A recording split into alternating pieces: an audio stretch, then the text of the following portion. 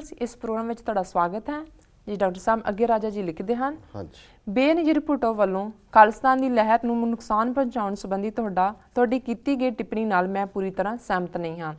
ये एक सच्चाई है कि फौज वालों बेनजीर भुट्टो के पिता जुल्फिकार अली भुट्टो नूं दित्ती गई फांसी की वजह करके उसकी शख्सियत विच फौज विरोधी तत्त सन ਅਤੇ जो कुछ भी फौज करना चाहती सी ਉਹ ਉਸ ਦੇ ਵਿਰੁੱਧ ਸੋਚਦੀ ਸੀ, पर उस ਵੱਲੋਂ खालिस्तान की लहर ਨੂੰ ਦਬਾਉਣ ਲਈ ਨਿਭਾਇਆ ਗਿਆ ਰੋਲ ਬੜਾ ਮਾਰਜਨਲ ਸੀ।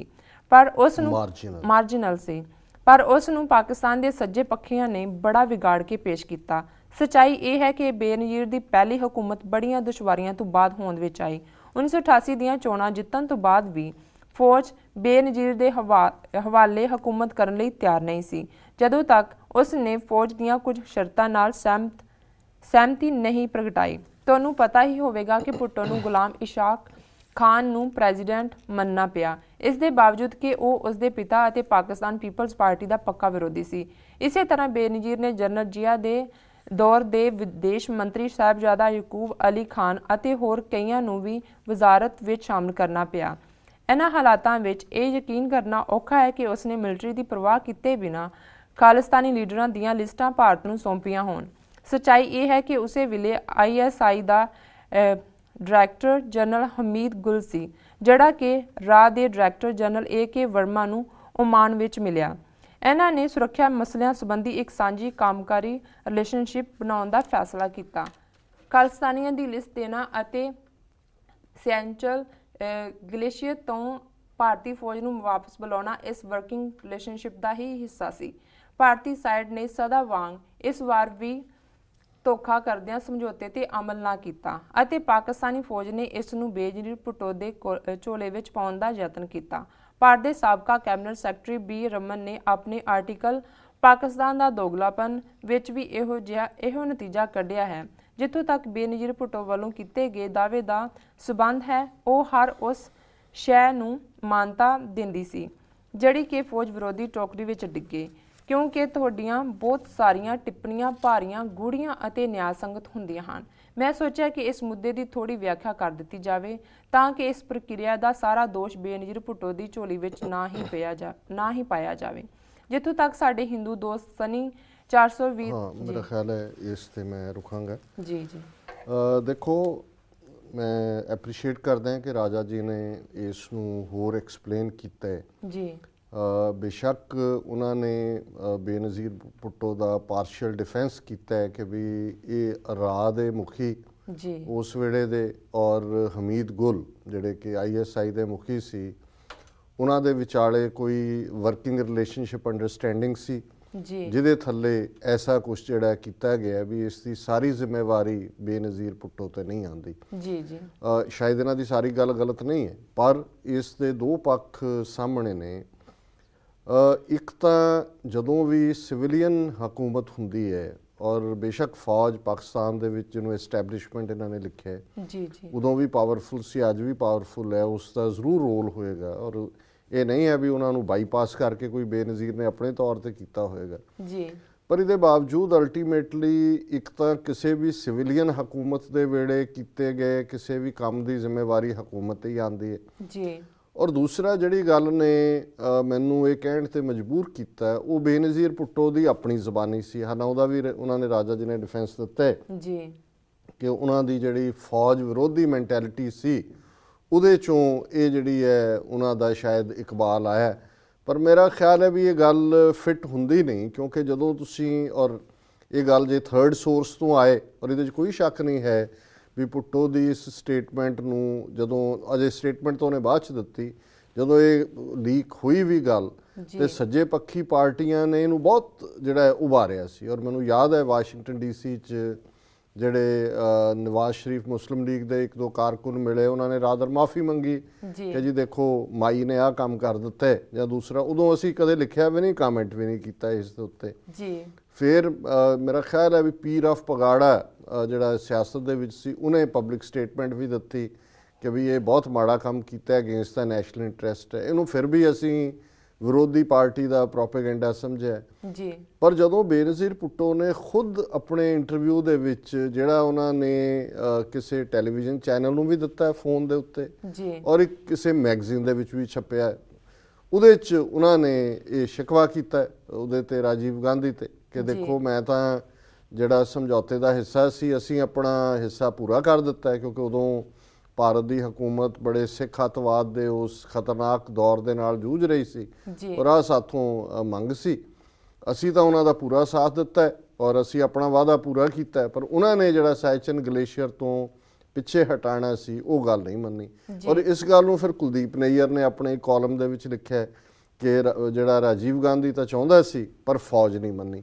ਸੋ ਇਸ ਤੋਂ ਬਾਅਦ ਫਿਰ ਕੋਈ ਦੋ ਰਾਵਾਂ ਨਹੀਂ ਰਹਿ ਜਾਂਦੀਆਂ ਔਰ ਹਾਲਾਂਕਿ ਹੁਣ ਬੇਨਜ਼ੀਰ ਤਾਂ ਜਾ ਚੁੱਕੀ ਹੈ, ਉਹਦੇ ਤੋਂ ਤਾਂ ਕੀ ਐਕਸਪਲੇਨੇਸ਼ਨ ਲਈ ਜਾ ਸਕਦੀ ਹੈ। ਪਰ ਉਸ ਬੇਨਜ਼ੀਰ ਦੀ ਕੈਬਨਿਟ ਦੇ ਵਿੱਚ ਮਿਸਟਰ ਇਤਾਜ਼ ਅਹਿਸਨ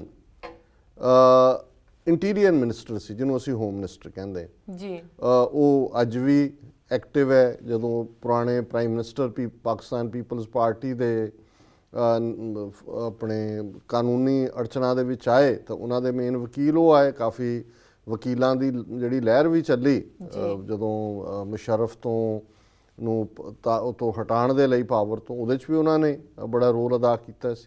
ਸੋ ਉਹ ਇੰਟੀਰੀਅਰ ਮਿਨਿਸਟਰ ਨੇ, ਅੱਜ ਵੀ ਉਹ ਠੀਕ ਠਾਕ ਨੇ ਜੀ।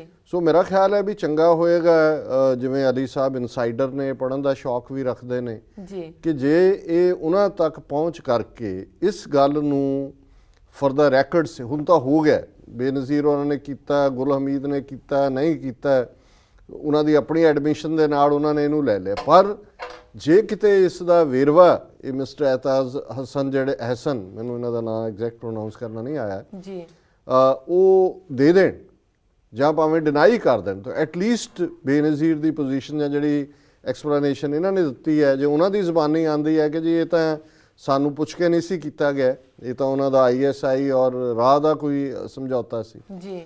ਔਰ ਇਸ ਦੇ ਨਾਲ ਇੱਕ ਗੱਲ ਜਿਹੜੀ ਹੋਰ ਮੈਂ ਸਮਝਦਾ ਵੀ ਜਿਹੜੀ ਕਈ ਵਾਰ ਸ਼ਾਇਦ ਇਹ ਮੈਂਟੈਲਿਟੀ ਵੀ ਬਣ ਜਾਂਦੀ ਹੈ ਹੁਣ, ਹਾਲਾਂਕਿ ਕੋਈ ਸਾਡਾ ਔਰ ਮੇਰਾ ਹਮੇਸ਼ਾ ਇਹ ਯਤਨ ਹੁੰਦਾ ਹੈ, ਮੈਂ ਪਾਕਿਸਤਾਨ ਦੀਆਂ ਇਨਰ ਡਿਵੈਲਪਮੈਂਟਸ ਔਰ ਪੋਲੀਟੀਕਲ ਪਾਰਟੀਜ਼ ਦੀ ਜਿਹੜੀ ਨੀਤੀ ਹੈ ਉਹਦੇ 'ਚ ਕਦੇ ਇਨਵੋਲਵ ਨਹੀਂ ਹੁੰਦਾ। ਪਿਛਲੇ 20-22 ਸਾਲ ਤੋਂ ਇਹ ਰਿਹਾ ਕਿ ਵੀ ਇਹ ਲੋਕਾਂ ਦਾ ਆਪਣਾ ਮਸਲਾ ਹੈ, ਸਾਡਾ ਅਸੀਂ ਹਮਦਰਦੀ ਰੱਖਦੇ ਹਾਂ ਪਾਕਿਸਤਾਨੀ ਵੀਰਾਂ ਭੈਣਾਂ ਨਾਲ। ਉਹ ਕਿਸ ਕਿਸਮ ਦਾ ਸਿਸਟਮ ਚਾਹੁੰਦੇ ਨੇ, ਫੌਜੀ ਰਾਜ ਦੇ ਵਿੱਚ ਉਹਨਾਂ ਨੂੰ ਲੱਗਦਾ ਹੈ ਪ੍ਰੋਗਰੈਸ ਹੁੰਦੀ ਹੈ, ਜਮਹੂਰੀਅਤ ਚਾਹੁੰਦੇ ਨੇ, ਪੀਪਲਜ਼ ਪਾਰਟੀ ਚਾਹੁੰਦੇ ਨੇ ਜਾਂ ਨਵਾਜ਼ ਸ਼ਰੀਫ ਦੀ ਪਾਰਟੀ, ਇਹ ਲੋਕਾਂ ਦਾ ਆਪਣਾ ਫੈਸਲਾ ਹੈ ਜੀ। ਲੇਕਿਨ ਕਈ ਵਾਰ ਕੁਝ ਚੀਜ਼ਾਂ, ਜਿਵੇਂ ਜਦੋਂ ਬੇਨਜ਼ੀਰ ਭੁੱਟੋ ਦੀ ਅਸੈਸੀਨੇਸ਼ਨ ਹੋਈ, ਮੈਂ ਨਿਊਯਾਰਕ ਸੀ, ਕੁਦਰਤੀ ਆਇਆ, ਮੈਂ ਈਵਨ ਇਹਦੇ ਤੇ ਪ੍ਰੈਸ ਸਟੇਟਮੈਂਟ ਵੀ ਦਿੱਤੀ ਹੈ, ਇਹਨੂੰ ਕੰਡੈਮ ਕਰਦੇ ਹਾਂ ਔਰ ਉਹ ਹਿੰਦੁਸਤਾਨ ਦੀ ਏਜੰਸੀ ANI ਨੇ ਵੀ ਉਸ ਖਬਰ ਨੂੰ ਚੁੱਕਿਆ, ਰॉयटर ਨੇ ਵੀ ਚੁੱਕਿਆ, ਕਿਉਂਕਿ ਕਿਸੇ ਵੀ ਮਾਮਲੇ 'ਚ, ਔਰ ਇੱਕ ਜ਼ਮਾਨਾ ਸੀ ਜਦੋਂ ਬੇਨਜ਼ੀਰ ਭੁੱਟੋ ਨੇ ਕਰੇਜ ਦਿਖਾਇਆ, ਇੱਕ ਹੌਸਲੇ ਵਾਲੀ ਲੇਡੀ ਸੀ। ਔਰ ਮੈਂ ਹਮੇਸ਼ਾ ਹਬੀਬ ਜ਼ਾਲਬ, ਜਿਹੜੇ ਪਾਕਿਸਤਾਨ ਦੇ ਬੜੇ ਪ੍ਰੋਮੀਨੈਂਟ ਉਰਦੂ ਦੇ ਸ਼ਾਇਰ ਹੋਏ ਨੇ, ਹਾਲਾਂ ਉਹਨਾਂ ਨੇ ਥੋੜ੍ਹੀਆਂ ਨਜ਼ਮਾਂ ਪੰਜਾਬੀ 'ਚ ਵੀ ਲਿਖੀਆਂ 12-13।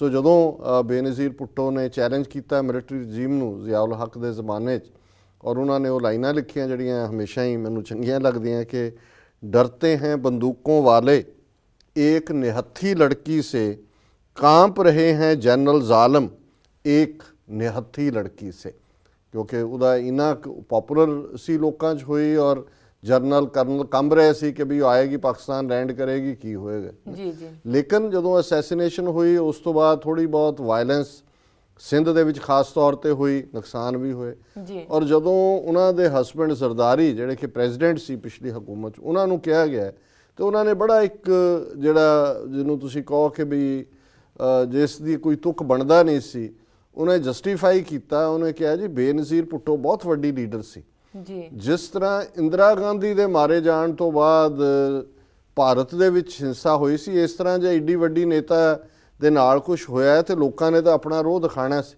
ਜੀ। ਸੋ ਹੁਣ ਇਹਨੂੰ ਤੁਸੀਂ ਬੈਡ ਟੇਸਟ ਕਹੋ ਜਾਂ ਇਹ ਕੰਪੈਰੀਜ਼ਨ, ਚਲੋ ਬੇਨਜ਼ੀਰ ਇੰਦਰਾ ਗਾਂਧੀ ਨਾਲ ਵੈਸੇ ਉਹਦੇ ਕੁਝ ਟ੍ਰੇਟ ਕੰਪੇਅਰ ਕੀਤੇ ਜਾਣ, ਉਹ ਵੱਖਰੀ ਗੱਲ ਹੈ ਜੀ। ਪਰ ਹੁਣ ਤੁਸੀਂ ਜਿਹੜਾ ਹਜ਼ਾਰਾਂ ਸਿੱਖਾਂ ਦਾ ਕਤਲੇਆਮ ਜਿਹੜਾ ਕਿ ਸਟੇਟ ਨੇ ਕੀਤਾ, ਰਾਜੀਵ ਗਾਂਧੀ ਦੇ ਆਰਡਰਸ ਨਾਲ ਕੀਤਾ, ਹੁਣ ਜੇ ਤੁਸੀਂ ਉਹਨੂੰ ਜਸਟੀਫਾਈ ਕਰੋ ਉਸ ਦੇ ਨਾਲ, ਸੋ ਜ਼ਾਹਿਰ ਹੈ ਕਿ ਵੀ ਕਿਤੇ ਨਾ ਕਿਤੇ ਇਹਨਾਂ ਦੀ ਇਨਸੈਂਸਿਟਿਵਿਟੀ ਜ਼ਰੂਰ ਰਹੀ ਹੈ ਸਿੱਖ ਇਸ਼ੂਜ਼ ਪ੍ਰਤੀ। ਜਿਹੜੀ ਕਿ ਜ਼ੁਲਫਕਾਰ ਅਲੀ ਭੁੱਟੋ ਦਾ ਲੰਬਾ ਕਰੀਅਰ ਰਿਹਾ ਹੈ, ਉਹਦੇ 'ਚ ਕਦੇ ਕੋਈ ਐਸੀ ਗੱਲ ਸਾਹਮਣੇ ਨਹੀਂ ਆਈ ਕਿ ਕਿਸੇ ਚੀਜ਼ ਨੂੰ ਜਾਂ ਕਿਸੇ ਇਸ਼ੂ ਨੂੰ। ਹੁਣ ਇਹ ਜ਼ਰਦਾਰੀ ਦੀ ਸਟੇਟਮੈਂਟ ਹੈ ਵੀ ਤੁਸੀਂ ਜਸਟੀਫਾਈ ਕਰ ਰਹੇ ਹੋ ਕਿ ਜਿਹੜੇ ਹਜ਼ਾਰਾਂ ਸਿੱਖ ਮਾਰੇ, ਇਹ ਤਾਂ ਇੰਨਾ ਵੱਡੀ, ਉਹ ਤਾਂ ਉਹੀ ਹੈ ਫਿਰ ਜਿਹੜੀ ਰਾਜੀਵ ਗਾਂਧੀ ਦੀ ਸਟੇਟਮੈਂਟ ਹੈ कि जब कोई बड़ा वृक्ष गिरता है तो धरती कांपती है। तो जे इनू इंजीनियरिंग दे नाल लेना भी किवें इंजीनियर कीतियां, और फिर यही है भी जिवें इंदिरा गांधी दे मारे जाण तो बाद हिंदुस्तान ये सारा प्लान किया गया, इवें ही बेनज़ीर तो बाद सिंध प्रोविंस दे विच हुकूमत सी, उत्थे प्लान किया गया कि भाई दस्या जाए कि लोगों दे विच रोह है। सो मैं समझदा भी जे बेनज़ीर भुट्टो दी अपनी स्टेटमेंट इस दे उत्ते ना हुंदी ते असीं कदे भी इस नूं जिहड़ा है उस तरह नहीं सी कहना जी। लेकिन फिर भी मैं समझदा भी इन्हां दा धन्नवाद है भी उन्होंने एक पार्ट जिहड़ा होर इस दे नाल जोड़िया इस डिबेट। जी डॉक्टर साहब हुण वेला हो गया एक ब्रेक दा। व्यूअर्स साडे नाल इस तरह बने रहो, मिलदे एक छोटे ब्रेक तो बाद।